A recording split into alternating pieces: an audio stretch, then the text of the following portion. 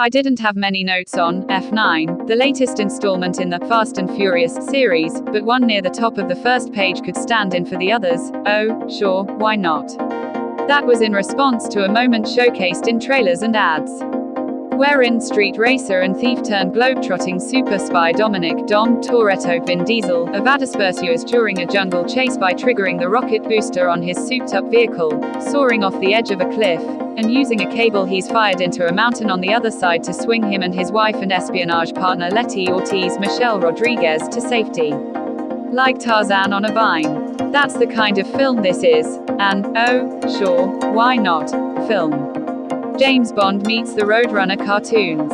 Remember in Commando, when John Matrix, held hostage by a dictator's goon on a commercial flight, kills him in his seat with a neck snap as the plane is preparing for takeoff without anyone noticing, then crawls into a landing gear housing and drops into a swamp conveniently located at the end of the runway. Or when the good guys in Indiana Jones and the Temple of Doom leap out of a crashing plane with an inflatable yellow raft instead of parachutes, inflate the raft on the way down, plop onto a snowy mountain embankment at an angle that leaves them all unharmed, and slalom till they get to a river. F9 is like that. All of it. If, as more than one fan has noted, the F&F films have turned into an international, multicultural, hip-hop friendly answer to James Bond, the last few have been Roger Moore era Bonds. The only question is whether this new one is Moonraker or Octopussy. I vote Moonraker because a satellite figures into the plot. I would describe said plot in more detail if I thought I could keep it straight, and if I thought it mattered, but it doesn't. Plot was never the reason people went to these films. The appeal lies in the chases and stunts, the bruising fights and mythic posturing, in the repeated invocations of rumbling Vin Diesel voice. FAMMMM lie, and in the soap opera professional wrestling style storytelling, which allows bad guys to become good guys and introduces new characters that were told mean the world to an established character even though nobody in the previous films mentioned their name before. In F9, the character is Dom's long-lost brother Jakob Toretto John Cena, who disappeared from Dom's life in 1989 after being blamed for a car crash that killed their car racer dad.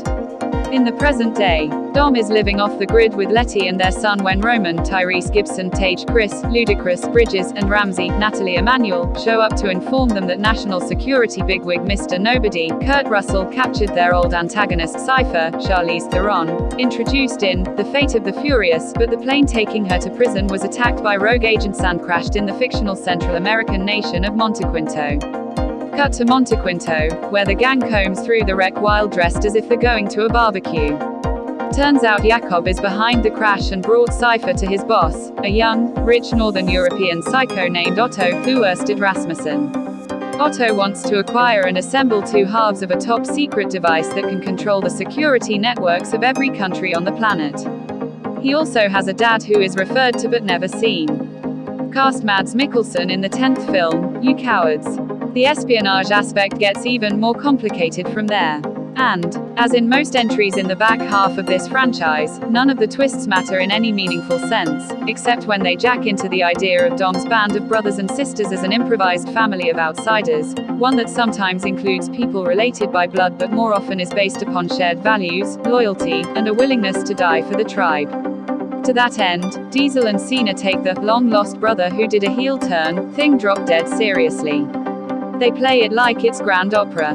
I guess this is the most admirable and risky way to play it. Kudos to any actor willing to look ridiculous, which is constantly a risk in this series, even though there are times when you might recall that in other projects, both Cena and Diesel have been funny, and nobody asked them to even smile here.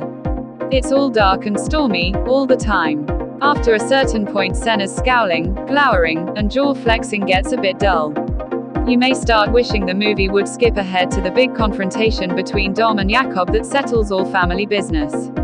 The concluding moments between the characters are moving, though, in a world wrestling entertainment sort of way.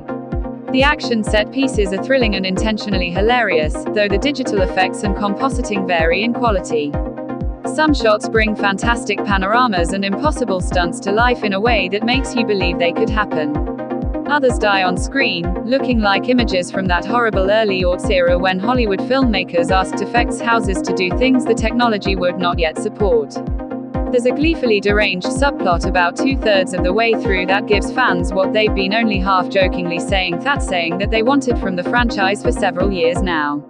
And the Montequinto section suggests what might happen if Dom and company visited Jurassic Park. The set-aged shots of cars and trucks on winding rainforest roads are so gloriously primeval that you wouldn't be surprised if the crew was attacked by velociraptors. What else do you need to know? There's a truck chase at the end that could have been an outtake from the 2007 Speed Racer, and a long action scene where a character rappels from one end of a city to another. Also, it seems because the sequence goes on for what feels like half a day, the rappeler defying both gravity and city planning a la Spider-Man. Helen Mirren has a cameo as Magdalene Shaw, mother of Deckard, Owen, and Hattie Shaw, a 60-something but still super smooth and powerfully sexy jewel thief. She drives like a bat out of hell through London at night while delivering exposition to Dom, smirking the whole time, like she knows she could lay Dom if they weren't in a moving car. Dom patiently asks her clarifying questions as if they're sitting in a coffee shop in broad daylight. Characters you thought were dead turn out not to be, again, a standard trope in both wrestling and soap operas, and characters who are presented as evil turn out to be good, or at least not beyond redemption ditto. The franchise also goes the other way when it feels like it. Like the Bond films and Mission Impossible, these are basically superhero movies where nobody wears a cape, although the red leather pants that Cypher wears when imprisoned in a glass box have a Catwoman goes to Studio 54 exuberance. You can tell director Justin Lin loved the leather pants because he keeps Theron in them all the way through the film. Theron delivers many of her lines while looking over her shoulder, the better for the audience to admire how much time she spends at the gym. Closing parenthesis. Gibson and Bridges make a splendid comedy team, as always, and Rodriguez grounds her scenes with Diesel in emotional reality, giving them a weight that the rest of the film doesn't have and mostly isn't interested in. Diesel holds the thing together through sheer mopey majesty. His rumbling baritone and sad eyes have become intensely moving.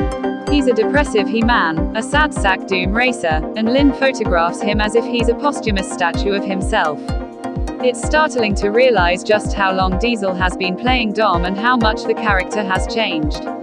Dom is Diesel's Rocky Balboa, his Indiana Jones.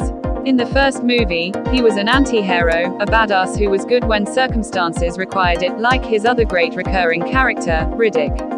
At some point, though, maybe after the last film that he did with the late, lamented Paul Walker, Diesel started to seem both bigger and much older and more tragic, weighed down by Dom's responsibilities to his family and perhaps by Diesel's investment in a franchise that he has a financial stake in.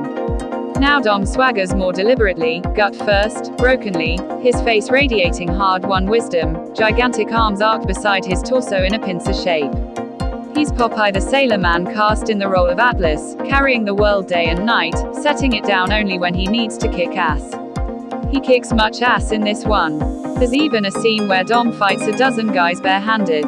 At one point in the melee, Lynn, practically winking at us, cuts to an overhead shot of the combatants piled on Dom like children piled on an adult. Dom has stopped moving. Is he dead? Or, hell, no. Bodies will fly through the air like potato sacks, just you wait. Both the character and the franchise are indestructible.